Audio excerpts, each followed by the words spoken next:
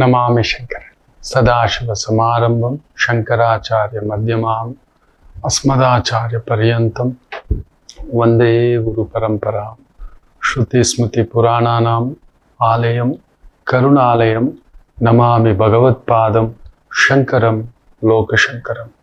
ನಾಡಿನ ಸಮಸ್ತ ವೀಕ್ಷಕ ಬಂಧುಗಳ ಪಾದಾರವಿಂದಗಳಿಗೆ ನನ್ನ ಶಿರಸಾಷ್ಟಾಂಗ ನಮಸ್ಕಾರಗಳು. ಎಲ್ಲರಿಗೂ ಶುಭೋದಯ. ಮಾತೃದೇವೋ ಭವ. ಬನ್ನಿ ಇವತ್ತಿನ ಪಂಚಾಂಗ ಫಲ ನೋಡೋಣ.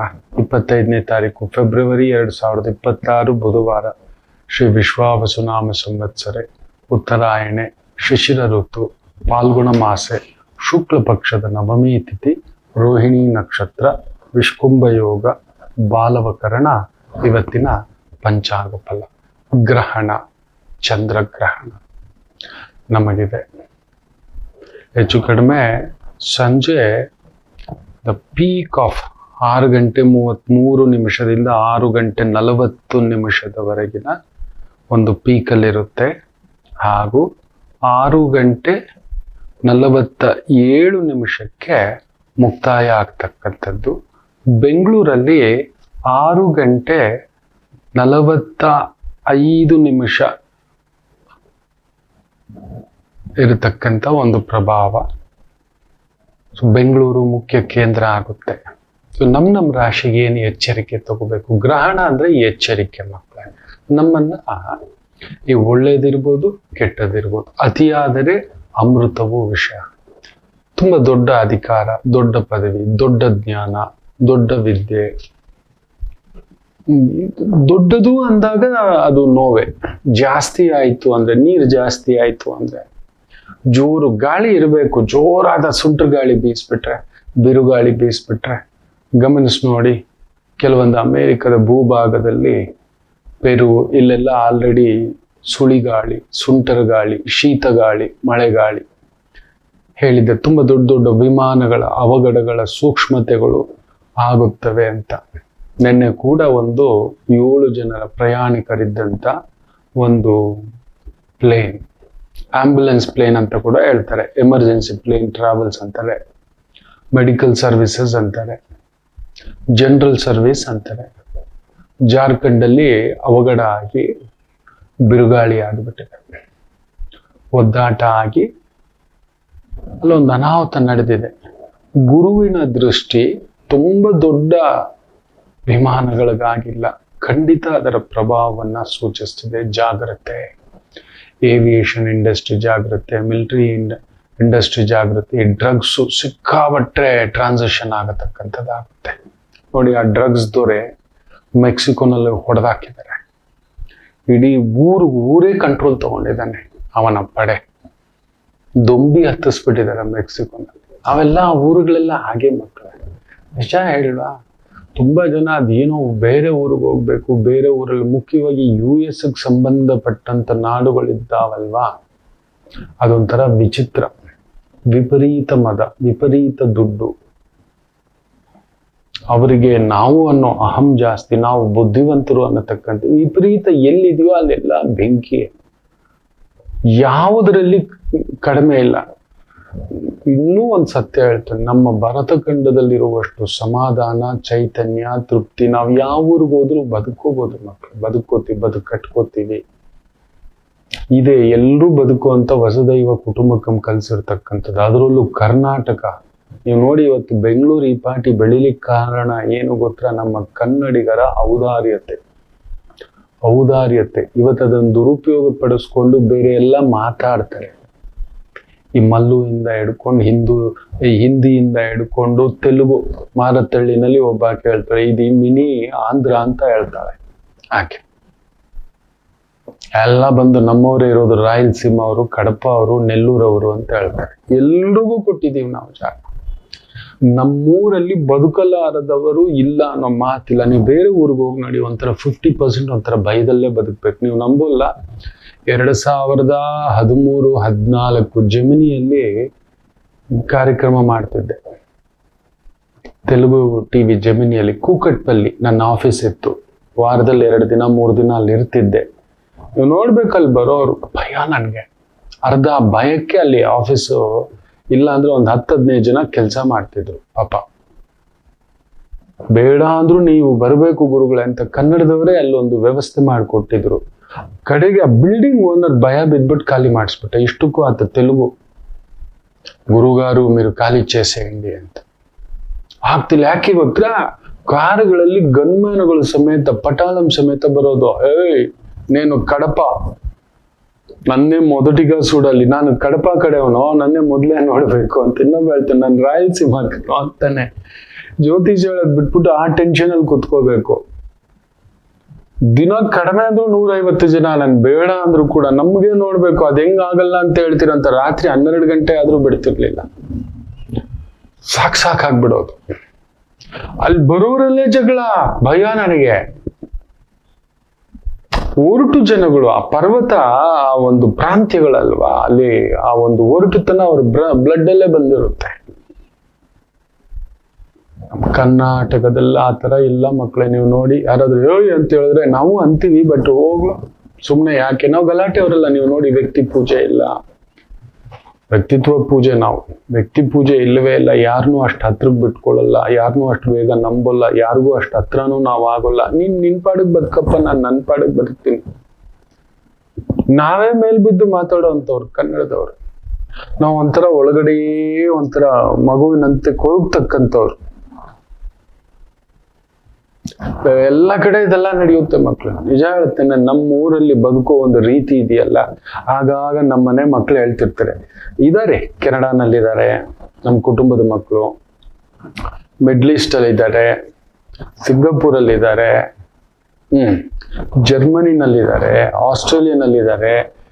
ಬನ್ನಿ ಗುರುಜಿ, ಬಂದ್ಬಿಡಿ ಮಮ್ಮ, ಇಲ್ಲಿರೋಣ ಅಂತ. ಬೇಡ ಹೋಗ್ರಲ್ಲೋ, ನನ್ನ ಕರ್ನಾಟಕ, ನಾನು ನೆಮ್ಮದಿಯಾಗಿದ್ದೀನಿ. ನಾನು ಎಲ್ಲೋದ್ರು ಒಂದು ಅರಳಿಕಟ್ಟೆನಲ್ಲಿ ಅಚ್ಚುಕಟ್ಟಾಗಿ ಹಿಂಗ್ ಒಂದು ಗೋಣಿ ಚಿಲ್ಲ ಹಾಕೊಂಡು ಮಲಗಿದ್ರು ಬಂದು ಮಾತಾಡ್ಸ್ಕೊತಾರೆ ನೆಮ್ಮದಿಯಾಗಿ. ಏನ್ ಗುರುಜೆ, ಏನ್ ಈ ಕಡೆ ಅಂತ ಪಾನಕ ಕೊಡೋ ಊರು ನಮ್ಮೂರು. ತೊಂದರೆ ಕೊಡೋದು ಊರು, ಬಾಧೆ ಕೊಡೋದು ಊರು, ತಿವಿಯದ ಊರು, ಕುತಂತ್ರದ ಊರಲ್ಲ, ಬಾಂಬುಗಳಿಡೋ ಊರಲ್ಲ.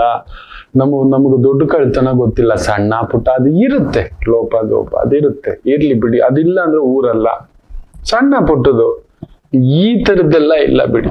ನೀವು ನೋಡಿ, ಆ ವಿಜಯ್, ತಮಿಳ್ನಾಡು, 40ಕ್ಕೂ ಮೇಲ್ಪಟ್ಟು ಜನ ಸಾವು. ಹೇಳಬಾರ್ದಷ್ಟೇ. ಆ ಮನುಷ್ಯ ಹೊರಗಡೆ ಬಂದು ನಿಂತ್ಕೋಬೇಕಿತ್ತು ಆ ಸಮಯದಲ್ಲಿ. ಪುಕ್ಲ, ಧ್ವಂಸಕಾರಕ, ಗುರು ನೀಚ ಅವನ ಜಾತಕದಲ್ಲಿ. ಬೇರೆ ಏನೋ ವಿಷನ್ಗಳು, ಬೇರೆ ಏನೋ ಲೆಕ್ಕಾಚಾರಗಳು, ಬೇರೆ ಎಲ್ಲ. ತನಗೆ ತಾನೇ ಅಲ್ಲಿ ಎಷ್ಟು ಬಾರಿ ಅಡ್ಡಿಗಳಾಗಿದೆ ಅನ್ನತಕ್ಕಂಥ ಪರಿಭಾವ ಇಲ್ಲ. ನೋಡಿ, ಎಲ್ಲೂ ನೋಡಿ, ತೆಲುಗು ಒಬ್ಬ ನಟ DCM ಆಗಿ ಕುಳಿತಿರ್ತಕ್ಕಂಥ ಒಂದು ಮಟ್ಟ. ನಮ್ಮ ಕರ್ನಾಟಕದಲ್ಲಿ ತೋರಿಸಿ ಅಂಬರೀಷ್ ಒಬ್ಬರು ಬಿಟ್ರೆ ಅವ್ರನ್ನ ಒಪ್ಕೊಂಡಿದ್ದೇನೋ ಗೊತ್ತಾ? ಸಾದಾ ಸೀದಾ ಮನುಷ್ಯ. ನಾವು ಸ್ವಲ್ಪ ಬಯಸ್ತ್ರ ಮನುಷ್ಯ, ನೇರವಾಗಿ ಮಾತಾಡೋರು. ಯಾಕೆ ಹೇಳಿ? ಮೇಷಲಗ್ನ. ಸಾದಾ ಸೀದಾವೆ, ನೇರವೇ ಹೋಗಲು. ಅದಕ್ಕೆ ನಮ್ಗೆ ಇಷ್ಟ ಆಗಿದೆ. ಯಾಕಂದ್ರೆ ನಾವು ಮಾತಾಡೋಲ್ಲ ಕನ್ನಡದವರು, ಒಳಗಡೆ ಇಟ್ಕೊಳ್ಳೋರು ನಾವು. ನಮ್ ನೋವಿರ್ಬೋದು, ಫ್ರಸ್ಟ್ರೇಷನ್ ಇರ್ಬೋದು, ಹೋಗೋ ಹಾಗೆ ಹೀಗೆ, ದಾಮ್ ದುಮ್ಮೇಲ್ ದನಾಲ್ ಇವೆಲ್ಲ ನಮಗ್ ಬರೋಲ್ಲ. ಯಾರೋ ಒಬ್ಬ ಲಕ್ಷಕ್ಕೊಬ್ಬ, ಕೋಟಿಗೊಬ್ಬ, ಆ ತರ ಅಷ್ಟೇ. ಅದಕ್ಕೆ ನಾವು ಒಪ್ಕೊಂಡಿದ್ದು. ಎಂದಿದ್ದರು ರೆಬಲ್ ಸ್ಟಾರೇ ಅವರು, ಯಾವತ್ತಿದ್ದರು ನಾವು ಗರ್ವದಿಂದ ಹೇಳ್ಕೊಳ್ಳೋ ಅಂತ ಒಂದು ಮಂಡ್ಯದ ಗಂಡು ಅನ್ನತಕ್ಕಂಥದ್ದು. ಇವತ್ತು ಅಂತ ಒಂದು ಮೇಷ ರಾಶಿಗೆ ಪೂರ್ವ ಪುಣ್ಯ ಸ್ಥಾನದಲ್ಲಿ ಗ್ರಹಣ ನಡೀತಿದೆ. Very careful. ಪೂರ್ವ ಪುಣ್ಯ ಅಂದರೇನು ಅಂತ ನಾವು ಹಿಂದಿನ ಜನ್ಮದಲ್ಲಿ ಒಂದು ಒಳ್ಳೇದು ಮಾಡಿರ್ತೇವೆ. ಪೂರ್ವ ಪುಣ್ಯ ಸ್ಥಾನ ಅಂದ್ರೆ ಯಾವುದೋ ಕರ್ಮಾನುಸಾರ ಅದು ಎಷ್ಟೋ ಲಕ್ಷ ಯೋನಿಗಳನ್ನ ದಾಟಿ ನಾವು ಮರಳಿ ಮನುಷ್ಯನಾಗಿ ಹುಟ್ಟಿ ಬರೋದು. ಎಷ್ಟೋ ಲಕ್ಷ ಜನ್ಮಗಳು, 80 ಲಕ್ಷ ಯೋನಿಗಳನ್ನ ಪ್ರವೇಶಿಸಿ ಹುಟ್ಟಿ ಸತ್ತು ಮತ್ತೆ ಮನುಷ್ಯ ಆಗೋದು. ನೆನ್ಪಿಟ್ಕೊಳ್ಳಿ. ಮತ್ತೆ ಈ ಮನುಷ್ಯ ಆಗ್ಬೇಕು ಅಂದ್ರೆ ಅಷ್ಟು ಜನನ ಅಂದ್ರೆ ನೋಡಿ, ಈಗ ನಮ್ಮ ಮೂಗಲ್ಲಿ ಒಂದು ಯಾವುದೋ ಜೀವಾಣು ಉಸಿರಾಡ್ತಿದೆ, ಅದು ನಿಮಿಷದಲ್ಲಿ ಸತ್ತೋಗುತ್ತೆ. ತರಕಾರಿ ಅದು ಕೂಡ ಜೀವ ಇದೆ, ಸೊಪ್ಪು ಅದು ಕೂಡ ಜೀವ ಇದೆ, ಇರುವೆ ಎಲ್ಲದರಲ್ಲೂ ಜೀವವಿದೆ. ನೋಡಿ, ನಾನು ಉಸಿರು ಎಳ್ಕೊತಿದ್ದೇನೆ, ಉಸಿರು ಬಿಡ್ತಿದ್ದೇನೆ. ಉಸಿರು ಎಳ್ಕೊಳ್ಳೋ ಲಕ್ಷ ಜೀವಾಣು ಹೋಗುತ್ತೆ, ಸತ್ತೋಗುತ್ತೆ. ಸತ್ತೋದ್ ಜೀವಾಣು ಹೊರಗಡೆ ಬರ್ತಾವೆ. ಕೆಲವೊಂದು ಮಾತ್ರ ಉಳಿದಿರ್ತವೆ. ಈ ರೀತಿ ಹುಟ್ಟು, ಪುನರಪಿ ಜನನಂ, ಪುನರಪಿ ಮರಣಂ, ಪುನರಪಿ ಜನನಂ, ಜಠರೇ ಶಯನಂ ಅನ್ನತಕ್ಕಂಥದ್ದು ಹೇಗೆ ಶಂಕರಾಚಾರ್ಯರು ಹೇಳಿದಾರೋ, ಮರಳಿ ಹುಡ್ತವೆ, ಮರಳಿ ಸಾಯ್ತವೆ, ಮರಳಿ ಹುಡ್ತವೆ, ಮರಳಿ ಇಟ್ಸ್ ಗೋಯಿಂಗ್ ಆನ್. ಬೆಳಿಗ್ಗೆ ಎದ್ದ ತಕ್ಷಣ ಬ್ರಷ್ ಮಾಡ್ತವೆ, ಸ್ನಾನ ಮಾಡ್ತವೆ, ಬಟ್ಟೆ ಹಾಕೋತೇವೆ, ತಿಂತೇವೆ, ನಮ್ಮ ಕೆಲಸ. ಮತ್ತೆ ಸಂಜೆ ಬರ್ತವೆ, ಮಲಗ್ತವೆ, ಮತ್ತೆ ಬೆಳಿಗ್ಗೆ ಎದ್ದೋಡ್ತವೆ. ನೀವು ನೋಡಿ, ಬೇರೆ ಇನ್ನೇನಾದ್ರೂ ನಾವು ಮಾಡ್ತಿದೀವ? ಕೋಟಿಗೊಬ್ಬ ಬದುಕಿರ್ಬೋದು, ಭಿಕ್ಷುಕ ಬದುಕಿರ್ಬೋದು, ಎಲ್ರೂ ಅದೇ. ಬೇರೆ ಏನಾದ್ರೂ ಎಕ್ಸ್ಟ್ರಾ ಮಾಡ್ಬಿಟ್ಟಿದಾನ? ಒಂದು ಹಿಡೀ ಮಣ್ಣನ್ನು ಹೆಚ್ಚು ಮಾಡಲಾರ ಮನುಷ್ಯ, ಒಂದು ಹಿಡೀ ಮಣ್ಣನ್ನು ಕಡಿಮೆ ಮಾಡಲಾರ ಮನುಷ್ಯ. ಈ ಭೂಮಿಯಲ್ಲಿ ನಾನು ಸೃಷ್ಟಿ ಮಾಡಿದ್ದು ಈ ಮಣ್ಣು. ಏನಾದ್ರೂ ಬೇರೆ ಇನ್ನೇನಾದ್ರೂ ಮಾಡ್ತಿದ್ದಾನ? ನಾನು ಅದು ಮಾಡಿದೆ, ನಾನು ಇದು ಮಾಡಿದೆ, ನಾನು ದ್ವಾರಕಾ ಕಟ್ಟಿದೆ ಅಂದ ಕೃಷ್ಣ ದ್ವಾರಕ್ಕೆ ತಗೊಂಡೋಗಿಲ್ಲ. ಲೆಕ್ಕ ಹಾಕೊಳ್ಳಿ. ನಾನು ದ್ವಾರಕಾಧಿಪತಿ, ನಾನೇ ಭಗವಂತ ಅಂತ ಹೇಳಿದ ನನ್ನ ಪ್ರಭು ಶ್ರೀಕೃಷ್ಣರು ದ್ವಾರಕೆಯನ್ನು ತಗೊಂಡೋಗಿಲ್ಲ. ಅಯೋಧ್ಯಾಧಿಪತಿ. ರಾಮೋ ಧರ್ಮ ವಿಗ್ರಹವಾನ್, ಧರ್ಮಕ್ಕೆ ಸಾಕ್ಷಿ ರೂಪ, ಅದಕ್ಕೆ ಪಟ್ಟಾಭಿಷೇಕ ಏರಿದ್ದು.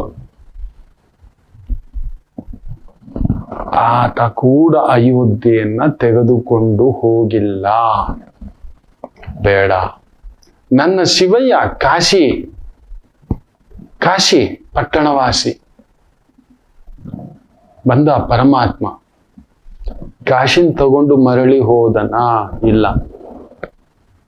ಭಗವಂತನ ಕೈಯಲ್ಲೇ ಆಗಿಲ್ಲ.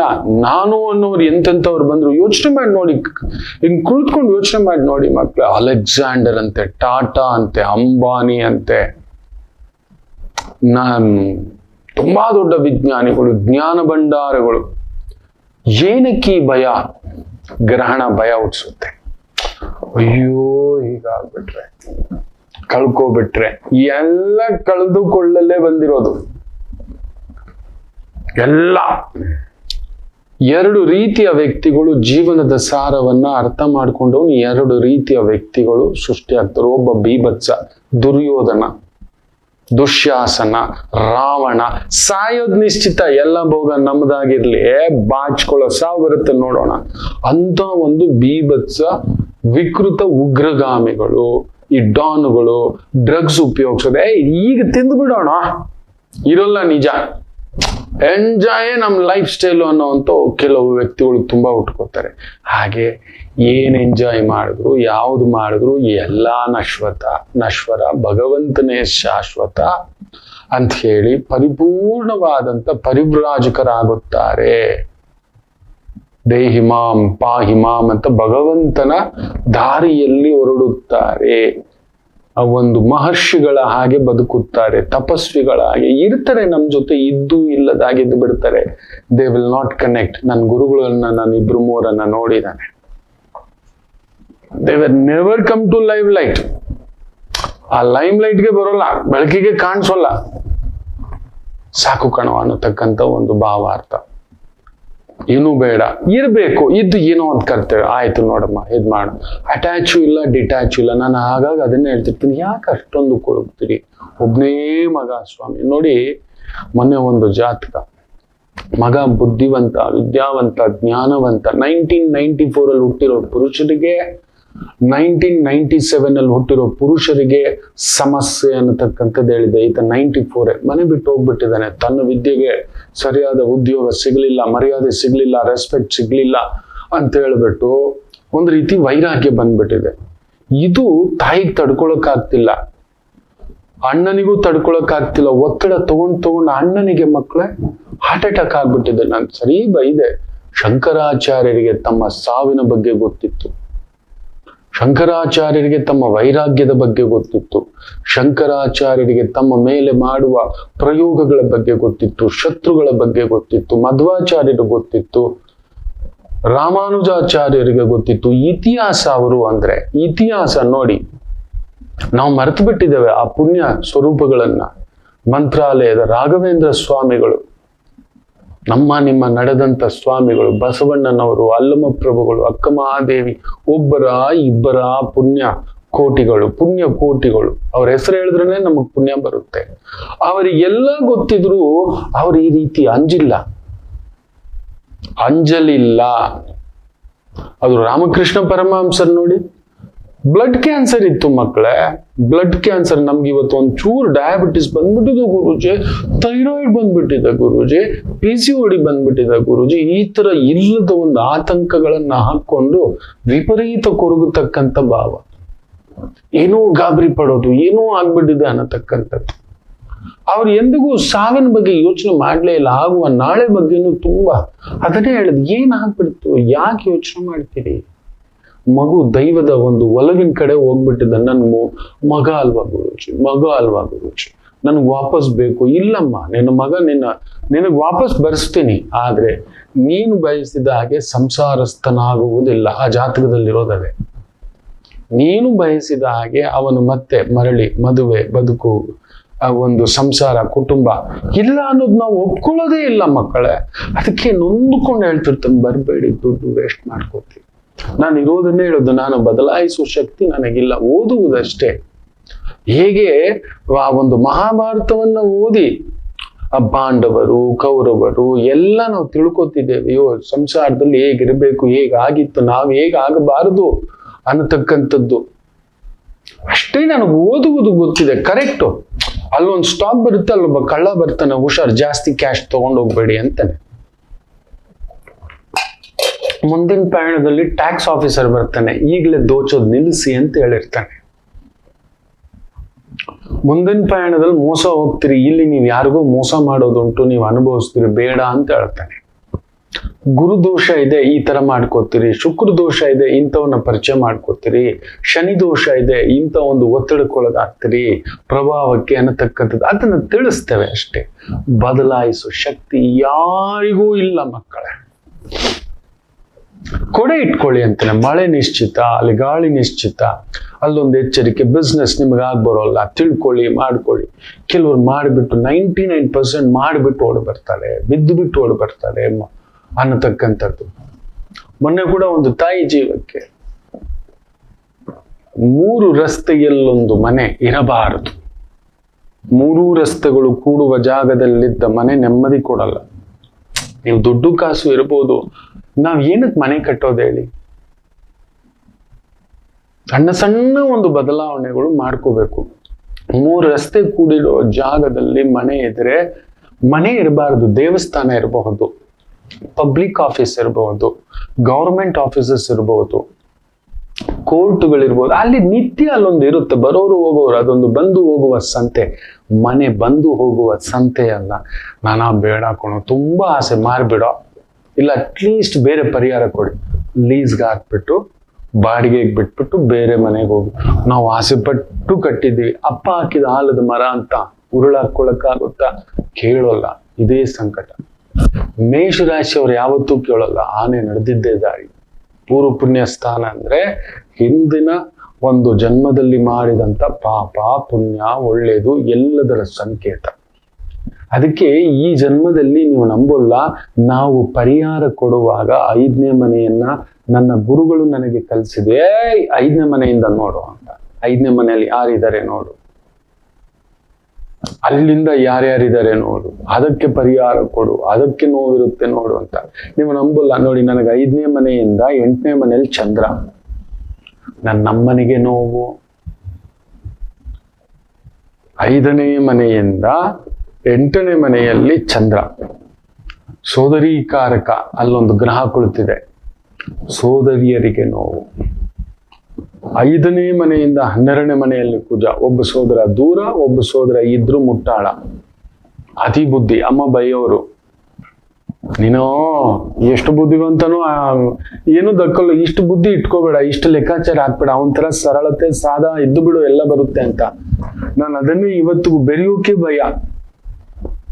ಏನು ನನ್ನ ಯಾವ ಜನ್ಮದ ಪುಣ್ಯವೋ, ನಾನು ತುಂಬಾ ವಿದ್ಯಾವಂತರು, ಬುದ್ಧಿವಂತರು, ಪ್ರಕಾಂಡ ಪಂಡಿತರು ನಿಮ್ಮ ಜೊತೆಲಿ ನಾ ನಿಂತೀನಿ. ನಾನು ನಿಜ ಹೇಳಬೇಕು ಅಂದ್ರೆ ನನಗಿಂತ ಕಿರಿಯನಿಲ್ಲ ನಿಮ್ಮ ಮುಂದುಗಡೆ. ಅದು ವಿದ್ಯೆಯಲ್ಲಿರ್ಬೋದು, ಜ್ಞಾನದಲ್ಲಿರ್ಬೋದು, ಬುದ್ಧಿಲಿರ್ಬೋದು, ಶಾಸ್ತ್ರದಲ್ಲಿರ್ಬೋದು, ಸಂಪ್ರದಾಯದಲ್ಲಿರ್ಬೋದು, ಸಂಸ್ಕಾರದಲ್ಲಿರ್ಬೋದು. ಹನುಮರು ಹೇಳ್ತಾರಲ್ವಾ ಸೀತಮ್ಮನ ಹತ್ರ, ಅಮ್ಮ ನಮ್ಮ ಇಡೀ ವಾನರ ಪಡೆಯಲ್ಲಿ ಅತ್ಯಂತ ಕಿರಿಯ ನಾನು ಅಂತ ನಾನೇ 100 ಯೋಜನೆ ದಾಟಿ ಬಂದಿದ್ದೀನಿ ಅಂದ್ರೆ ಇವು ಮಹಾ ಜಗಜಟ್ಟಿಗಳಿದ್ದಾರಮ್ಮ.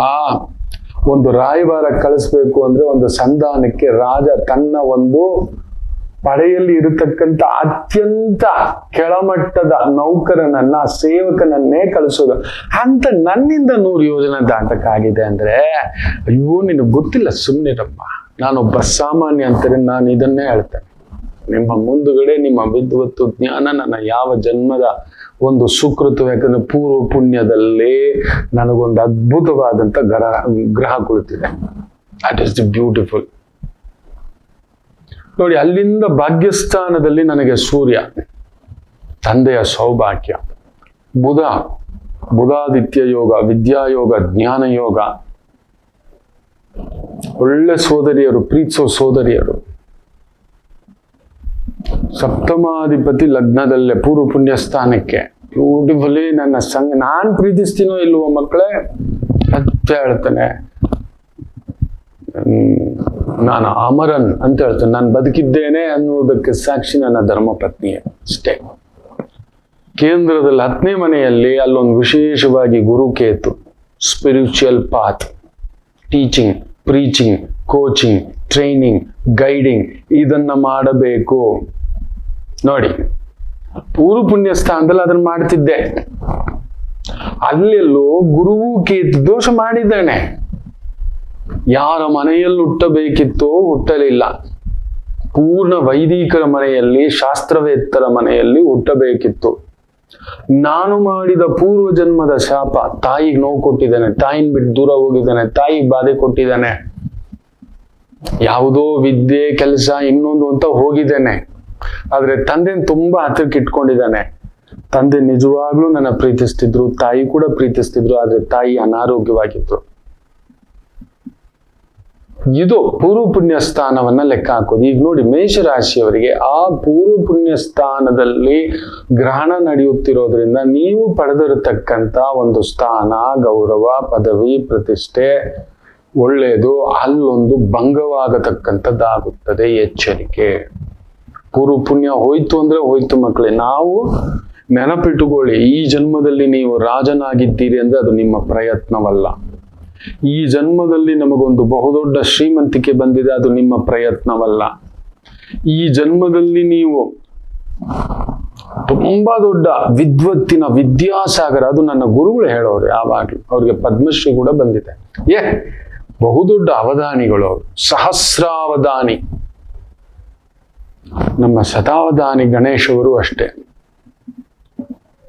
ಅವ್ರು ಹೇಳೋದು ಈಗಲೂ ಅಷ್ಟೇ. ನಾವು ಓದ್ಕೋತೇವೆ, ಆದ್ರೆ ಆ ಸಮಯಕ್ಕೆ ತುಂಬಿದ ಪಂಡಿತರ ಸಭೆಯಲ್ಲಿ, ವಿದ್ವಾಂಸರ ಸಭೆಯಲ್ಲಿ ಆ ವಿದ್ವತ್ ಪ್ರವಹನ, ಆ ಪ್ರವಚನ ಹರಿಯೋ ಹಾಗೆ ಮಾಡೋದು ಆ ತಾಯಿ ಸರಸ್ವತಿಯ ವಿನಃ ನಮ್ಮದಲ್ಲ. ನಾವು ಓದ್ಕೊಂಡು ಬಂದಿರೋದಲ್ಲ. ಆ ಓದಲಿಕ್ಕೆ ಅಮ್ಮನವರ ಅನುಗ್ರಹ ಇರಬೇಕು. ಅದು ಪೂರ್ವ ಪುಣ್ಯದಲ್ಲಿ ಏನೋ ಮಾಡಿರಬೇಕು. ಅದಕ್ಕೆ ಈ ಜನ್ಮದಲ್ಲಿ ನಮ್ಗೆ ಈ ಹೆಸರು ವಿದ್ವತ್ ಶಿಖಾಮಣಿ, ವಿದ್ವಾಂಸ ಶಿಖಾಮಣಿ. 4 ಡಿಗ್ರಿ 5 ಡಿಗ್ರಿ PhD ಮಾಡಿದ್ದೇವೆ ಅನ್ನತಕ್ಕಂಥದ್ದು. ನನಗೊಬ್ರು ಆಂಟೋನಿ ಅಂತಕ್ಕಂಥ ಒಬ್ರು ಆತ್ಮೀಯರ ನೆನಪು. ಅವರೊಂದು ಇನ್ಸ್ಪಿರೇಷನ್ ನನಗೆ. ಅವ್ರ ಮಗ ನಾನು ಬಂದು ಒಂದೇ ಕಾಲೇಜಲ್ಲಿ ಓದ್ತಿದ್ವಿ. ಆತ CA ತಗೊಂಡ, ನನ್ನ ಕೈಯಲ್ಲಿ ಆಗ್ಲಿಲ್ಲ. ಎಂಟ್ರೆನ್ಸ್ ಕೂಡ ನಾನು ಒದ್ದಾಡ್ಬಿಟ್ಟೆ, ಆಗ್ಲಿಲ್ಲ. ಬಟ್ ಈ ಕಂಪ್ಲೀಟೆಡ್. ಅವರು ಬರೀ ಆಟೋ ಓಡಿಸ್ಕೊಂಡು, ನೀವು ನಂಬಲ್ಲ, ಅವತ್ತಿನ ಕಾಲಕ್ಕೆ 3 ಅಂತಸ್ತಿನ ಒಂದು 11 ಮನೆ ಕಟ್ಟಿದ್ರು. ಮನೆ ತುಂಬ ಮಕ್ಕಳು. ಅವರು ಇಷ್ಟಕ್ಕೂ ಕ್ರಿಶ್ಚಿಯನ್ ಬಂಧುಗಳು. ಅಂತೋಣಿ ಅಂತ ಹೇಳದ್ನಲ್ವಾ, ಅಂತೋಣಿ ಸ್ವಾಮಿ. ಅವ್ರ ಮನೆಗೆ ನನ್ನನ್ನು ಮಾತ್ರ ಕರಿತಾ ಇದ್ದಿತ್ತು. ತುಂಬಾ ಪ್ರೀತಿ. ಕ್ರಿಸ್ಮಸ್ ಬಂತು ಅಂದ್ರೆ ರೋಸ್ ಕುಕ್ಕಿ, ಗಲ್ಲಗಲ್ಲ, ಇನ್ನೊಂದು cake, fruit cake, plum cake, ಇದೆಲ್ಲ ಕೊಡೋರು. ತುಂಬಾ ವಿಶ್ವಾಸ. ಮನೆ ಹೆಣ್ಮಕ್ಳು ಅಷ್ಟೇ. ಅಣ್ಣಯ್ಯನಿಗಿಂತ ತಮ್ಮನಿಗಿಂತ ತುಂಬಾ ಒಂಥರ ಮಾಧುರ್ಯವಾಗಿ ಮಾತಾಡಿಸ್ತಿದ್ರು. ಅದೊಂದು ಗೆಳತನ ಮರಿಲಿಕ್ಕಾಗದಂತ ನೆನಪು.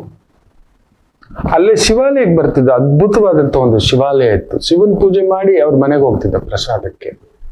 ಏನಕ್ಕೆ ಅಂತ ಹೇಳಿದ್ರೆ ನನ್ಗೆ ಅವ್ರ ಮೇಲೆ ಅಷ್ಟೊಂದು ಪ್ರೀತಿ ಅಂದ್ರೆ, ಒಂದು ಆಟೋ ಡ್ರೈವರು 5 ಜನ ಹೆಣ್ಮಕ್ಳು, ಒಬ್ಬ ಮಗ ಸಾಕಿ ಒಬ್ಬೊಬ್ಬರಿಗೂ ಒಂದೊಂದು ಮನೆ, ಒಂದೊಂದು ಕೋಟಿಯ ಮನೆ. ಅವತ್ತಿನ ಕಾಲಕ್ಕೆ ಆಟೋನಲ್ಲೇ ದುಡಿದಿರ್ತಕ್ಕಂಥದ್ದು, ಸಿಂಗಲ್ ಆಟೋ.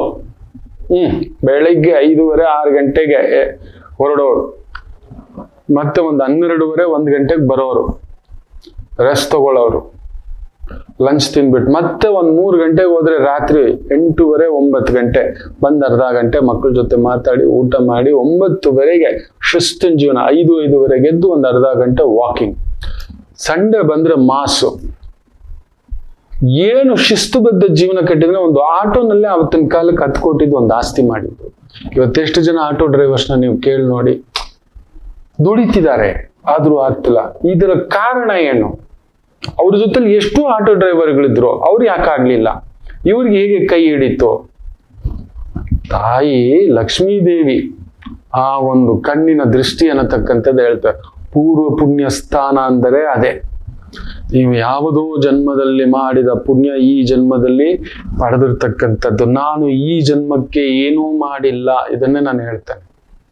ಏನಾದ್ರೂ ಕಿಂಚಿತ್ ಸೇವೆ ಮಾಡಿದ್ರೆ, ಕಿಂಚಿತ್ ಅಮ್ಮ ಅಂದಿದ್ರೆ, ಕಿಂಚಿತ್ ತಾತ ಅಂದಿದ್ರೆ, ಕಿಂಚಿತ್ ಶಕ್ತಿ ಅಂದಿದ್ರೆ, ವಿದ್ಯಾದೇವಿ ಅಂದಿದ್ರೆ, ಆ ತಾಯಿಯ ಅನುಗ್ರಹವೇ ಅದು ಪೂರ್ವ ಪುಣ್ಯ ಸ್ಥಾನದಲ್ಲಿ ಕುಳಿತಿರ್ತಕ್ಕಂಥ ಮಹಾಗ್ರಹ. ಶನಿ ಗುರುಸಾರದಲ್ಲಿ ಪುನರ್ವಸು ನಕ್ಷತ್ರದಲ್ಲಿ ಅದ್ಭುತವಾಗಿ ಖಡ್ಗ ರಾಶಿಯಲ್ಲಿ ಕುಳಿತಿದೆ. ಪೂರ್ವ ಪುಣ್ಯ ಸ್ಥಾನ ಲೆಕ್ಕ ಹಾಕೊಳ್ಳಿ. ಮೀನ ಲಗ್ನ, ನನ್ನ ಹುಟ್ಟಿನ ಆ ಕುಂಭ ಮೀನ, ನನ್ನ ಗುರುಗಳು ಮೀನ ಲಗ್ನ ಕಣೋ ಅನ್ನತಕ್ಕಂಥದ್ದು ಹೇಳಿರ್ತಕ್ಕಂಥದ್ದು. ದಟ್ ಹ್ಯಾಸ್ ಕಮ್ ಪಂಚಮ ಸ್ಥಾನ. ಅದರಿಂದಲೇ ಇಷ್ಟು ಮಾತಾಡೋದು, ಹೇಳೋದು ಎಲ್ಲ. ಆ ಪ್ರವಚನ ಇರ್ಬೋದು, ಜ್ಞಾನ ಇರ್ಬೋದು, ವಿದ್ಯೆ ಇರ್ಬೋದು, ಬ್ಯಾಂಕಿಂಗ್ ಇರ್ಬೋದು, ಇವತ್ತು ದಾಶರಥಿ ಚಿಟ್ ಫಂಡ್ ಇರ್ಬೋದು, ಇಂಥ ಒಂದು finance company, finance project management ಜೊತೆ ಒಂದು ಅಣುವಷ್ಟು ಗುರುತಿಸ್ಕೊಂಡಿದ್ದೇನೆ ಅಂದ್ರೆ ಆ ಜಗನ್ಮಾತೆಯ ಅನುಗ್ರಹ ಅನ್ನತಕ್ಕಂಥದ್ದು. ಸೊ ಅಂಥದ್ದು ನಿಮಗೆ ಪೂರ್ವ ಪುಣ್ಯ ಸ್ಥಾನ ಭಂಗ ತುಂಬಾ ದೊಡ್ಡದಾಗಿ ಆ ಪೂರ್ವ ಪುಣ್ಯ ಸ್ಥಾನದಲ್ಲಿ ನಡೆದು ನಿಮಗೆ ಎಲ್ಲಿ ನೋಡ್ತಿದೆ ನೋಡಿ, ಆ ಗ್ರಹಣ ನೇರವಾಗಿ ಲಾಭಸ್ಥಾನವನ್ನ ನೋಡ್ತಿದೆ. ಏನ್ ಮಾಡ್ತೀರಿ? ಹಿಂದಿನ ಜನ್ಮದಲ್ಲಿ ಪಡೆದಿರ್ತಕ್ಕಂಥ ಪುಣ್ಯವನ್ನೆಲ್ಲ ಕಳ್ಕೊಳ್ಳೋದು ಯಾವಾಗ ಗೊತ್ತಾ? ವಿಪರೀತ ಮೋಸಕ್ಕೆ ಹೋಗೋದು. ಅಂದ್ರೆ ಒಂದು ಅಧಿಕಾರ ಬಂದಿದೆ ಅಂದಾಗ ಜನಸಾಮಾನ್ಯರ ಮೇಲೆ ದಂಡೆತ್ತಿ ಹೋಗಬಾರ್ದು. ಹೌದು, ನಮಗಿಂತ ಕೆಳಗಡೆ ಇರೋರ್ನ ತುಳಿಬಾರ್ದು, ನಮಗಿಂತ ಕೆಳಗಡೆ ಇರೋರ್ನ ಕೀಳಾಗಿ ನಡ್ಕೋಬಾರ್ದು, ಮಾತಾಡಬಾರ್ದು. ಅದೆಲ್ಲ ಬಂದು ಸೇರ್ಕೊಂಡು ಇಂಥ ಗ್ರಹಣದ ಸಮಯದಲ್ಲಿ ಕೆಳಗಡೆ ಹಾಕ್ಬಿಡುತ್ತೆ. ತುಳಿದಿರ್ತೀವಿ, ಹೊಸ್ಕಿರ್ತೀವಿ, ನಾಯಿ ನುದ್ದಿರ್ತೀವಿ, ಹೌದು, ಹಸು ನೋಡ್ದಿರ್ತೀವಿ, ವಯಸ್ಸಾದ ತಂದೆ ತಾಯಿಗಳನ್ನ ಹೊಡೆದಿರ್ತೀವಿ, ಅಜ್ಜ ಅಜ್ಜಿರನ್ನ ಬೈದಿರ್ತೀವಿ, ಕೆಟ್ಟ ಮಾತಲ್ಲಿ ನಡ್ಕೊಂಡಿರ್ತೀವಿ, ಗುರುಗಳನ್ನ ನಿನ್ಸಿರ್ತೀವಿ. ಎಲ್ಲ ಸೇರ್ಕೊಂಡು ಇದೊಂಥರ ಒಂದ್ 2 ಸಿಗರೇಟ್ ಸೇರ್ತಿದ್ದೆ, ಆಮೇಲೆ 10 ಸಿಗರೇಟ್ ಆಯ್ತು, 20 ಸಿಗರೇಟ್ ಆಯ್ತು, 30 ಸಿಗರೇಟ್ ಆಯ್ತು, 40 ಸಿಗರೇಟ್ ಆಯ್ತು, ಒಂದಿಷ್ಟು ಕುಡಿದಿದ್ದೆ, ಅಷ್ಟು ಕುಡಿದಿದ್ದೆ, ಇಷ್ಟು ಕುಡಿದಿದ್ದೆ, ಅಷ್ಟು ಕುಡಿದಿದ್ದೆ, ಇಷ್ಟು ಕುಡಿಯೋಕ್ ಬಂದೆ. ಏನಾಗುತ್ತೆ ಹೇಳಿ? ಲಿವರು, ಕಿಡ್ನಿ ಎಲ್ಲ ಹೋಗುತ್ತೆ ಅನ್ನೋ ರೀತಿನಲ್ಲಿ ಮಾಡಿದ್ದುಣ್ಣೋ ಮಹಾರಾಯ. ಎಲ್ಲ ಸೇರ್ಕೊಂಡು ಮೇಷರಾಶಿಯನ್ನ ಆ ಲಾಭಸ್ಥಾನವನ್ನ ಪುಣ್ಯ ಸ್ಥಾನದಿಂದ ನೋಡ್ತಿದೆ. ಅಂದ್ರೆ ಅಲ್ಲಿ ಯಾರ್ಯಾರಿದ್ದಾರೆ ನೋಡಿ. ಶುಕ್ರ ನಿಮ್ಮ ಮದುವೆ ಜೀವನ, ಕುಟುಂಬ ಜೀವನ, ಲಕ್ಷ್ಮೀ ಜೀವನ, ಅಧಿಕಾರ ಜೀವನ, ಅಂತಸ್ತಿನ ಜೀವನ, ಪದವಿ ಜೀವನ, ಪ್ರತಿಷ್ಠಾ ಜೀವನ. ಆಮೇಲೆ ವಿಶೇಷವಾಗಿ ಗಮನಿಸಿ ನೋಡಿದ ಅಂದ್ರೆ ನಿಮ್ಮ ಭೂಮಿ, ಯಾರ ಹತ್ರನೂ ಅಪಹರಿಸಿದ್ದೀರಾ, ಯಾರ ಹತ್ರನೂ ಕಿತ್ಕೊಂಡಿದ್ದೀರಾ, ಯಾರನ್ನೂ ತುಳಿದಿದ್ದೀರಾ, ಒಡ ಹುಟ್ಟಿದವರನ್ನ, ಪರಪುರುಷರನ್ನ ವಂಚನೆಗೆ, ಪರಸ್ತ್ರೀಯನ್ನ ಬಲಾತ್ಕಾರಿಸಿ ಬೆದರಿಸಿ ಮಾಡಿರ್ತಾರೆ ಕೆಲವರು. ಸಿಕ್ಕಾಬಟ್ಟೆ ನೀವು ನಂಬೋಲ್ಲ. ಒಬ್ಬ ಪಕ್ಕದ ಸ್ಟೇಟದ ದೊರೆ ಡೆಲ್ಲಿನಲ್ಲಿ ಮಾಡ್ತಾನೆ ಅವನತ್ತೆ. ಅವನು ಮಾಡೋ ಒಂದು ಎಡವಟ್ಟು ನೋಡಿದ ಯಾವ ಸ್ತ್ರೀ ಅಂದವಾಗಿ ಕಾಣುತ್ತದೋ ಅವನಿಗಿರಬೇಕಿಲ್ಲ ನುಗ್ಗಿ ಎತ್ಕೊಂಡು ಬರ್ತಿದ್ದ. ಇದು ಮಾತು. ಯಾಕೆಂದ್ರೆ ಅವನ ತಂದೆಯೂ ದೊರೆಯಾಗಿದ್ದ. ಅಂತ ಬೀಭತ್ಸ. ಕಾದಿದ್ದು ಕರ್ಮ ಹೊಡೆಯುತ್ತೆ ಮಕ್ಕಳೇ. It's going to hunt you down. ಯಾವಾಗ ಗೊತ್ತಾ ನೋಡಿ, ಇಂಥ ಗ್ರಹಣಗಳು ಸೇರಿದಾಗ ನಾನೇ ನಂದೇ ಅನ್ನತಕ್ಕಂಥದ್ದು. ಮೇಷರಾಶಿ ಮಾತ್ರ ನಿಮ್ಮ ಪೂರ್ವ ಪುಣ್ಯ ಸ್ಥಾನ ಕೆಡ್ತಿದೆ ಅಂದ್ರೆ ಮಕ್ಕಳಿಂದ ಅವಮಾನ, ಮಕ್ಕಳು ನಿಮ್ಮನ್ನು ಅವಮಾನಕ್ಕೆ ಮಾಡೋದು. ಮೊನ್ನೆ ನೀವು ಕೇಳಿರ್ತೀರ, ಒಂದು ಬಹುದೊಡ್ಡ ರಾಜಕಾರಣಿಯ PA ಮಗ ಏನೋ ಒಂದು ಸಣ್ಣ ಮಾತು ಆತ್ಮಹತ್ಯೆ ಮಾಡ್ಕೋಬಿಟ್ಟ ಅಂತ. ತುಂಬಾ ಅಷ್ಟೆಲ್ಲ ಒಂದು ದುಡ್ಡು, ಕಾಸು, ಹೆಸರು, ಕೀರ್ತಿ, ಪ್ರತಿಷ್ಠೆ, ಗೌರವ ಎಲ್ಲ ಮಾಡಿಟ್ಟು ನಮ್ಮ ಕಣ್ಮುಂಗಳ ಒಂದು 20-25 ವರ್ಷದ ಮಕ್ಕಳು ಹೋಗ್ಬಿಟ್ರೆ ತಟ್ಕೊಳುತ್ತೆ ಈ ಜೀವ ಮಕ್ಕಳೇ. ಚಿತ್ತ ಆಗ್ಬಿಡ್ತೀವಿ. ಸೊ ಪೂರ್ವ ಪುಣ್ಯ ಸ್ಥಾನ ಅಂದ್ರೆ ನಿಮ್ಮ ಮಕ್ಕಳು. ಮಕ್ಕಳಿಂದ ಮರ್ಯಾದೆ ಹೋಗೋದು, ಮೊಮ್ಮಕ್ಕಳಿಂದ ಮರ್ಯಾದೆ ಹೋಗೋದು. ಈಗ ಒಂದು ಬಹುದೊಡ್ಡ ರಾಜಕಾರಣಿ 50-60 ವರ್ಷಗಳ ರಾಜಕಾರಣ, ಅವರ ಮಕ್ಕಳು ಮೊಮ್ಮಕ್ಕಳಿಂದ ಬೀದಿಗೆ ಬಿದ್ಬಿಡ್ತು ಮರ್ಯಾದೆ ಎಲ್ಲ. ಹೇಳ್ತಿರ್ತೀವಿ ಆಗಾಗ, ಆ ಹಗರಣ, ಲೈಂಗಿಕ ಹಗರಣ, ಆಮೇಲೆ ದೋಚಿದ ಹಗರಣ, ದುಡ್ಡಿನ ಹಗರಣ, ಮೋಸದ ಹಗರಣಗಳು ಅವ್ರ ಮಕ್ಕಳು ಮೊಮ್ಮಕ್ಕಳೇ ಮಾಡಿರೋದು. ಅವ್ರು ಜೀರ್ಣಿಸ್ಕೋತಾರೆ. ಬಟ್ ಈ ಗ್ರಹಣ ಬಂತು ಅಂದ್ರೆ ಎಲ್ಲ ಎತ್ತಿ ವಾಂತಿ ಮಾಡಿಸ್ಬಿಡುತ್ತೆ. Very careful. ನಿಮ್ಮ ಪೂರ್ವ ಪುಣ್ಯ ಸ್ಥಾನದಲ್ಲಿ ಕುಳಿತು ಭಂಗ ಮಾಡೋದಲ್ಲದೆ ನಿಮ್ಮ ಲಾಭವನ್ನೆಲ್ಲ ಭಂಗ ಮಾಡುತ್ತೆ. Very very careful. ಚಂದ್ರಗ್ರಹಣ ನಿಮ್ಮ ಬುದ್ಧಿ ಕೆಡಿಸುತ್ತೆ, ಮನಸ್ಸು ಕೆಡಿಸುತ್ತೆ, ವ್ಯವಸ್ಥೆ ಕೆಡಿಸುತ್ತೆ, ಹೆಸರು ಕೆಡಿಸುತ್ತೆ, ಅವಮಾನ ಮಾಡಿಸುತ್ತೆ, ದೇಶಾಂತರ ಹೋಗಿಸ್ಬಿಡುತ್ತೆ ಮಕ್ಕಳೇ. Very careful. ಮೇಷರಾಶಿ, ದುರ್ಗಾ ಆರಾಧನೆ, ದುರ್ಗಾ ಪೂಜೆ, ಏನು ಪರಿಹಾರ ಮಾಡ್ಕೋಬೇಕು ಅನ್ನೋದನ್ನ ಕೂಡ ತಿಳಿಸ್ಕೊಡ್ತೇನೆ. ಒಂದು ಪುಟ್ಟ ವಿರಾಮ ತಗೊಂಡು ವಾಪಸ್ ಬರೋಣ. ಮಾತೃದೇವೋ ಭವ. ನಮಾಮಿ ಶಂಕರ. ಕಟಕ ರಾಶಿಗೆ ಯಾವಾಗಲೂ ಕುಟುಕ್ತಲೇ ಇರುತ್ತೆ ಜೀವನ. ಒಂದ ಸಂಗಾತಿ ಇಲ್ಲ ಮಕ್ಕಳು. ಹಾಗೆ ಮೀನ ರಾಶಿಯವರಿಗೆ ಒಂದು ತಂದೆ ಇಲ್ಲ ತಾಯಿ, ಇವರಿಂದ ದೂರ ಇರ್ತೀರಿ, ಇಲ್ಲ ಹತ್ರಕ್ಕೆ ಹೋದಷ್ಟು ನೋವು ತಿಂತೀರಿ. ಅನುರಾಧ ನಕ್ಷತ್ರಕ್ಕೆ ಯಾವಾಗಲೂ ಅನುರಾಧ ದೋಷವೇ. ಯಾಕೋ ಜ್ಯೇಷ್ಠ ನಕ್ಷತ್ರದವ್ರಿಗೆ ಮದುವೆ ವಿಚಾರದಲ್ಲಿ ಅಲ್ಲೊಂದು ಯುದ್ಧವೇ. ಏನು ಕನ್ಯಾ ರಾಶಿ ಕೇಳಲೇಬೇಡಿ, ಕಣ್ಣೀರು ತಪ್ಪಿದ್ದಲ್ಲ. ಯಾಕೆ ಇಷ್ಟೆಲ್ಲ ಕನ್ಫ್ಯೂಷನ್ ತಿಳ್ಕೋಬೇಕಾ? ಫೋನಿನ ಮುಖಾಂತರವೇ ನಿಮ್ಮ ಸಮಸ್ಯೆಗಳಿಗೆ ನಾವು ನಿಮ್ಮ ಜೊತೆ ಇದ್ದು ಪರಿಹಾರ ಕೊಡ್ತೇನೆ. ನಾನು ನಿಮ್ಮ ಪ್ರೀತಿಯ ರವಿಶಂಕರ್ ಗುರೂಜಿ. ಈ ಕೆಳಗಿನ ಫೋನ್ ಸಂಖ್ಯೆಗೆ ಕರೆ ಮಾಡಿ ನಿಮ್ಮ ಪ್ರಶ್ನೆಗೊಂದು ಉತ್ತರ ಪಡೆಯಿರಿ. ನಮಾಮಿ ಶಂಕರ.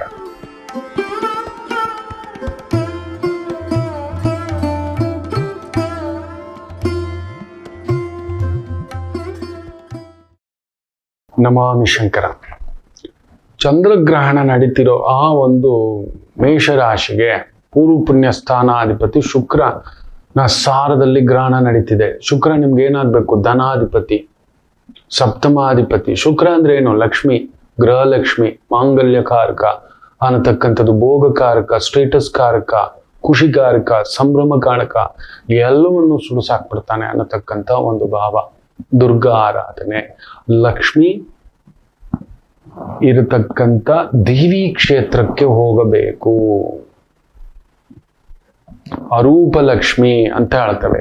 ಕಂಚಿ ಕಾಮಾಕ್ಷಿ ದೇವಸ್ಥಾನಕ್ಕೆ ಹೋಗಿ, ಅಲ್ಲಿದೆ ವಿಶೇಷವಾಗಿ ಕಂಚಿ ಕಾಮಾಕ್ಷಿ. ನೀವು ಅಡ್ಮಿನಿಸ್ಟ್ರೇಷನ್ ಅಲ್ಲಿ ಇದ್ದೀರಾ, ಮಿಲಿಟರಿ ಇದ್ದೀರಾ, ಡಿಫೆನ್ಸ್ ಅಲ್ಲಿ ಇದ್ದೀರಾ, ತುಂಬಾ ದೊಡ್ಡ ಸ್ಥಾನದಲ್ಲಿ ಇದ್ರಿ ಅಂದ್ರೆ ಮಾತ್ರ ತಲೆಗೇರಳೆ ಅಂತ ಉರುಳಿ ಬಿಡ್ತೀವಿ. ನೀರಿನ ಮೇಲೆ ಗುಳ್ಳೆ ತರ ಹಿಂಗೆ ಎತ್ತಿಸ್ಬಿಡುತ್ತೆ.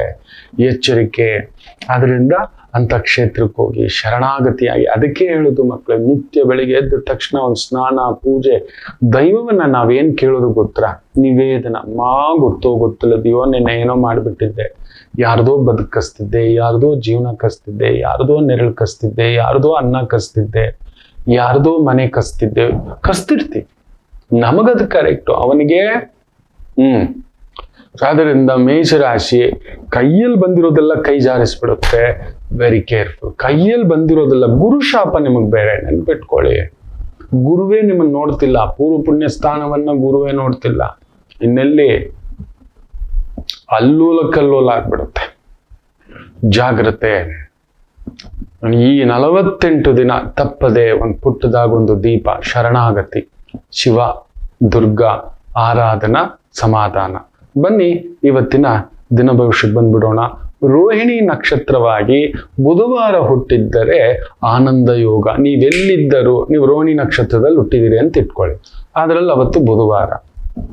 100% ಹೇಳ್ತಾನೆ, ನೀವೆಲ್ಲಿದ್ದರೂ ಆನಂದ, ತಮಾಷೆ, ನಗು, ಜನಾನುರಾಗಿ, ಮಿತ್ರಯೋಗಿ, ಬಂಧುಯೋಗಿ, ನಿಮ್ಮನ್ನು ಸುತ್ತುವರೆದಿರುತ್ತಾರೆ ಜನಗಳು. ನೀವೆಲ್ಲಿರ್ತೀರೋ ಎಲ್ಲರನ್ನು ನೀವು ಆಕರ್ಷಿಸುತ್ತೀರಿ, ಎಲ್ಲರೂ ನಿಮ್ಮನ್ನು ಪ್ರೀತಿಸ್ತಾರೆ, ಎಲ್ಲರೂ ನಿಮ್ಮನ್ನು ಗೌರವಿಸ್ತಾರೆ. ಆನಂದ ಅದೊಂಥರ ಬ್ಯೂಟಿಫುಲ್.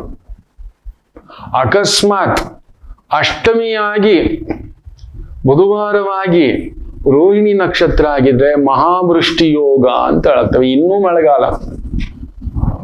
ಸೊ ನಿಮಗೆ ದುಃಖನೇ ಬರೋಲ್ಲ, ನೆನ್ಪಿಟ್ಕೊಳ್ಳಿ. ಎಲ್ಲಿದ್ದರೂ ಸುಖ, ಸವಲತ್ತು, ದೌಲತ್ತು, ನೆರಳು, ಪ್ರೀತಿ, ಪ್ರೇಮ, ಸಂಗಾತಿ. ನೋಡಿ, ಜಾತಕದಲ್ಲಿ ತಪ್ಪಾದ ಜಾತಕ ಇರ್ಬೋದು, ಗ್ರಹಣ ಜಾತಕ ಇರ್ಬೋದು, ಶಾಪಗ್ರಸ್ತ ಜಾತಕ ಇರ್ಬೋದು. ಕೆಲವ್ರು ನೋಡಿದ್ರೆ ಏನೋಪ್ಪ ಪುಣ್ಯವಂತ ಇವನು, ಎಲ್ಲಿದ್ರು ಹೇಗೋ ಒಂದು ಆನಂದವಾಗಿ ಬದುಕ್ತಾನ ಇವನು.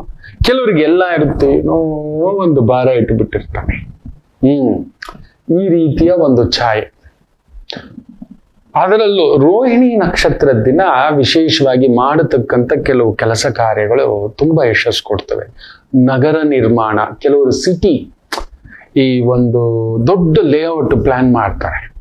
ಇಲ್ಲಿ ಶೋಭಾ ಸಿಟಿ ಅಂತ ಮಾಡಿದ್ದಾರೆ, ಆಮೇಲೆ MS ರಾಮಯ್ಯ ಸಿಟಿ ಅಂತ ಮಾಡಿದ್ದಾರೆ. ಒಂದು 100 ಎಕರೆ 1000 ಎಕರೆ ತಗೊಂಡು ಅಲ್ಲೊಂದು ಲೇಔಟ್ ಮಾಡೋದು, ತೋಟ ಮಾಡೋದು, ಜಾಗ ಮಾಡೋದು, ಮನೆಗಳು ಮಾಡೋದು, ಜನಗಳ ನಿರ್ಮಾಣ, ಫ್ಯಾಕ್ಟ್ರಿಗಳ ನಿರ್ಮಾಣ, ಕಟ್ಟಡಗಳ ನಿರ್ಮಾಣ, ನಗರ ನಿರ್ಮಾಣ ಬ್ಯೂಟಿಫುಲ್ ಆಗುತ್ತೆ. ದೇವಸ್ಥಾನ ನಿರ್ಮಾಣಕ್ಕೂ ಕೂಡ ರೋಹಿಣಿ ನಕ್ಷತ್ರ ಅದ್ಭುತ.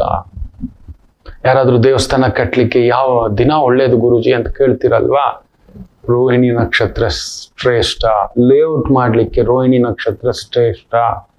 ಒಂದು ಅಟ್ಲೀಸ್ಟ್ ಅದೊಂದು 100 ಎಕರೆ 200 ಎಕರೆ 1000 ಎಕರೆ 2000 ಎಕರೆ ಈ ತರ ಸಾವಿರಾರು ಮಂದಿ ನೆಲೆಸುವಂತ ಜಾಗ ಮಾಡಲಿಕ್ಕೆ ನಗರ ನಿರ್ಮಾಣ, ಆಮೇಲೆ ಕಟ್ಟಡ ನಿರ್ಮಾಣಕ್ಕೂ ಕೂಡ ಬ್ಯೂಟಿಫುಲ್ ಡೇ ರೋಹಿಣಿ ನಕ್ಷತ್ರ. ಒಳ್ಳೇದಾಗ್ಲಿ ಅಂತ ಹೇಳ್ತಾ ನೆನ್ಪಿಟ್ಕೊಳ್ಳಿ, ಇದನ್ನ ಬರೆದಿಟ್ಕೊಳ್ಳಿ, ನಿಮ್ ಸ್ನೇಹಿತರಿಗೂ ಆತ್ಮೀಯರಿಗೂ ಆದಷ್ಟು ಶೇರ್ ಮಾಡಿ ಅಂತ ಹೇಳ್ತಾ, ಮೇಷರಾಶಿ ಸುಖಕಾರಕ ಕುಟುಂಬ ಸ್ಥಾನದಲ್ಲಿದ್ದಾನೆ. ಬ್ಯೂಟಿಫುಲ್. ಕುಟುಂಬದಲ್ಲಿ ನೆಮ್ಮದಿ. ಯಾವಾಗ ನೋಡಿ ಮಕ್ಕಳೇ, ಒಬ್ಬ ಮನುಷ್ಯ ಎಂಥ ದೊಡ್ಡ ಗಂಡಸಾಗಲಿ ಮನೆಗೆ ಬರೋದೇನು ಗೊತ್ತಾ? ನೆಮ್ಮದಿಗೋಸ್ಕರವೇ. ಮನೆ ಅನ್ನೋದು ನೆಮ್ಮದಿ. ಮನೆಗೆ ಬಂದು ನೆಮ್ಮದಿಯಾಗಿ ಗಂಜಿನೋ ಅಂಬ್ಲಿನೋ ನಂದು ಅಂತ ಒಂದಿದೆ, ನನ್ನ ಹೆಂಡತಿ, ನನ್ನ ಮಕ್ಕಳು, ನನ್ನಮ್ಮ, ನನ್ನಪ್ಪ ಅಲ್ಲೊಂದು ಮಾತಾಡ್ಕೊಂಡು ಮನೇ ನೆಮ್ಮದಿ ಕೆಡಿಸ್ಬಿಟ್ರೆ, ಹೌದಲ್ವಾ? ಕೆಲವ್ರಿಗೆ ಆ ಥರದ್ದಿರುತ್ತೆ, ಕುಟುಂಬದಲ್ಲಿ ಅಲ್ಲೊಂದು ನೆಮ್ಮದಿ ಕೆಡಿಸ್ತಕ್ಕಂಥದ್ದು ಇರುತ್ತೆ ಅಂತ. ಸೊ ಸುಖಕಾರಕ ಇವತ್ತು ನೆಮ್ಮದಿಯ ಭಾವ. ಬ್ಯೂಟಿಫುಲ್. ಇನ್ನು ವೃಷಭ ರಾಶಿ ಧೈರ್ಯಕಾರಕ ನಿಮ್ಮ ಮನೆಯಲ್ಲೇ ಇದ್ದಾನೆ. ವಿಪರೀತ ಧೈರ್ಯ ಆಯ್ತು ಅಂದ್ರೆ ಕೆಟ್ಟು ಹೋಯಿತು. ನೋಡೋಕೆಲ್ಲ ಇದೆ, ಒಳಗಡೆ ತುಂಬಾ ಜಾಸ್ತಿ ಆಯ್ತು ಅಂದ್ರೆ ಎಲ್ಲಿ ನೆಮ್ಮದಿ? ಗನ್ ಮ್ಯಾನ್ಗಳನ್ನ ಇಟ್ಕೊಂಡಿರ್ತಾರೆ ನೋಡಿ, ಗನ್ ಮ್ಯಾನ್ಗಳು. ಕೆಲವ್ರ ಮೇಲೆ ಶೂಟ್ ಔಟ್ ಆಯ್ತಂತೆ. ಮೊನ್ನೆ ಕೂಡ ಯಾರೋ ರಣವೀರ್ ಸಿಂಗ್ ಮೇಲೆ ಶೂಟ್ ಔಟ್ ಅಂತೆ, ಆಮೇಲೆ ಏನೋ 10 ಕೋಟಿ ಅಂತೆ, ಆಮೇಲೆ ಏನೋ ಬಂದ್ಬಿಟ್ಟು ನಮ್ಮ ತುಳು ದೈವದ ಬಗ್ಗೆ ಅವಮಾನ ಮಾಡೋಕ್ ಬರ್ಲಿಲ್ಲ ಅಂದ್ಮೇಲೆ ಯಾಕೆ ಮಾಡ್ಬೇಕು? ನಮ್ಮ ದೇವ್ರ ಏನಷ್ಟು ಬಿಟ್ಟು ಬಿದ್ದಿದ್ಯಾ? ನೋಡೋಣ, ಬೇರೆ ದೇವ್ರನ್ನ ನೀನ್ ಮಾಡ್ಬಿಡು ನೋಡೋಣ. ನೀವು ಬೇಜಾರು ಮಾಡ್ಕೋಬೇಡಿ ಮಕ್ಕಳೇ. ಒಂದ್ ಮಾತು ಸತ್ಯವ ಸುಳ್ಳ ಹೇಳಿ. ನಮ್ಮ ಭಾರತೀಯರಿಗೆ ಕೇಳ್ತಿರೋದು, ಭಾರತೀಯರು ಅಂದ್ರೆ ಎಲ್ಲಾ ಧರ್ಮದವರು ಒಂದೇ. ಇಲ್ಲಿಂದ ನಾವು ಮೆಕ್ಕಾ ಮದೀನಾ ಅಂತ ಹೋಗ್ತೀವಿ, ಹೌದಲ್ವಾ? ಅಲ್ಲಿಂದ ಯಾರಾದರೂ ಅಲ್ಲಿನ ಶೇಖುಗಳು, ಅರಬ್ಬರು, ಅವ್ರಿಗೆ ಇಲ್ಲಿರೋ ದೇವರಲ್ವಾ? ನಮ್ಮ ಅಜ್ಮೀರ್ಗೆ ಬರುತ್ತಾರಾ ಹೇಳಿ? ಇಲ್ಲಿಂದ ಕೊಟ್ಟಂತರ ಜನ ಮೆಕ್ಕಾ ಮದೀನಾ, ಅದು ಅವರ ಪುಣ್ಯಕ್ಷೇತ್ರ, ಧರ್ಮಕ್ಷೇತ್ರ, ಹೋಗ್ಲೇಬೇಕು. ಅವರು ಜೀವನದಲ್ಲಿ ಒಮ್ಮೆ ಆದ್ರೂ ನಾವೇ ಕಾಶಿಗೆ ಹೋಗ್ತೀವೋ ಅವ್ರು ಹೋಗ್ಲೇಬೇಕು. ಆದ್ರೆ ಆ ಊರ್ನವರು ನೀವೇ ಹೇಳಿ, ಭಾರತೀಯರಾಗಿ ನಮ್ಮ ಅಜ್ಮೀರ್ಗೆ ಬಂದು ಪ್ರಾರ್ಥನೆ ಮಾಡ್ತಾರ? ಯಾಕೆ ಅಂತ ನಿಮ್ಮನ್ನು ಪ್ರಶ್ನೆ ಮಾಡ್ಕೊಳ್ಳಿ. ಒಂದು ದಿನಕ್ಕೆ ಏನು ಬೇಡ. ಯಾರೋ ಒಬ್ಬ ಮುಸ್ಲಿಂ ಮಹಿಳೆ ಕೇಳಿರೋದು, ಈ ಪ್ರಶ್ನೆ ಕೇಳಿರೋದು, ನಾನಲ್ಲ, ಆಕಿನೇ ಕೇಳಿರೋದು. ಭಾರತೀಯಳಾಗಿ ನಾನು ಕೇಳ್ತಿದ್ದೇನೆ, ಆ ದರ್ಗಾದ ಪ್ರಮುಖ ಧಾರ್ಮಿಕ ಸ್ಥಾನದಲ್ಲಿ ಕುಳಿತಿರೋರ್ ಮಕ್ಕಳು ಎಲ್ಲಿದ್ದಾರೆ, ಎಲ್ಲಿ ಓದ್ತಿದ್ದಾರೆ ಅಂತ ತೋರಿಸಿ, ಅವರ ಇನ್ಕಮ್ ಒಂದ್ ದಿನಕ್ಕೆ ಎಷ್ಟು ಅಂತ ಕೇಳಿ, ಒಂದು ದಿನಕ್ಕೆ ಅಂತ ಕೇಳುತ್ತೆ ಆಕೆ. ಕಡಿಮೆ ಅಂದ್ರೂ ತಿಂಗಳಿಗೆ ಎಷ್ಟು ಕೋಟಿ ಬರುತ್ತೆ ಅಂತ ಹೇಳುತ್ತೆ ಆಕೆ. ಎಲ್ಲಿ ಹೋಯ್ತು ಅಷ್ಟು ದುಡ್ಡು, ಎಲ್ಲಿ ಹೋಗ್ತಿದೆ ಅಂತ ಕೇಳಿ ಯಾರಿಗಾದ್ರೂ ಲೆಕ್ಕ ಇದೆಯಂತ ಆಕೆನೆ ಕೇಳುತ್ತೆ, ನಮ್ ಧರ್ಮದವ್ರಿಗೆ ಏನ್ ಮಾಡಿದೆ ಅದು ಅಂತ. ನಾವು ಭಾರತೀಯರು ಮರೆತುಬಿಟ್ಟಿದ್ದಾರೆ. ಅವರವರ ಧರ್ಮದಲ್ಲಿ ಅವರವರ ಒಂದೊಂದು ನಂಬಿಕೆ ಇದೆ, ಆದ್ರೆ ನಡೀತಿರೋದು ಸೊ ವಿಪರೀತ ಧರ್ಮ ಅಂದತೆ, ವಿಪರೀತ ದುಡ್ಡು, ವಿಪರೀತ ಹೆಸರು, ವಿಪರೀತ ಅಧಿಕಾರ, ಅಲ್ಲೇ ತಪ್ಪುಗಳು ನಡೆಯೋದು. ಇವತ್ತು ವೃಷಭ ಅಂಥದ್ದೊಂದುಂಟು. ಎಚ್ಚರಿಕೆ, ಎಚ್ಚರಿಕೆ. ನೋಡಿ, ಯಾರ್ಯಾರ ಮೇಲೇನೋ ಏನೇನೋ. ಒಬ್ಬ ಸ್ವಾಮೀಜಿ ವರ್ಷಕ್ಕೆ ಕಡಿಮೆ ಅಂದ್ರು 4 ಬಾರಿ ಪೆರೋಲ್ ಮೇಲೆ ಹೊರಗಡೆ ಬರ್ತಾನೆ. ಒಬ್ಬ ಗುರುಜಿ ಕಡಿಮೆ ಅಂದ್ರು ಸಾಮಾನ್ಯರಿಗೆ ಪೆರೋಲ್ ಸಿಗುತ್ತಾ ಅಂತ ಯೋಚನೆ ಮಾಡಿ, ಎಷ್ಟು ದಿನ ಸಿಗುತ್ತೆ ಅಂತ ಕೂಡ ಯೋಚನೆ ಮಾಡಿ ನೋಡಿ. ಇದೀಗೆ ವಿಪರೀತ ದುಡ್ಡು ಬಲ ಇದ್ದ ಕಡೆಯೇ ಜಾಗ್ರತೆ. ನಿಮ್ಮ ಅತ್ಯಂತ ಬಲವೇ ನಿಮ್ಮನ್ನ ನಿರ್ಬಲತ್ವಕ್ಕೆ ದೂಡು ಬಿಡುತ್ತೋ, ಹುಷಾರಾಗಿ.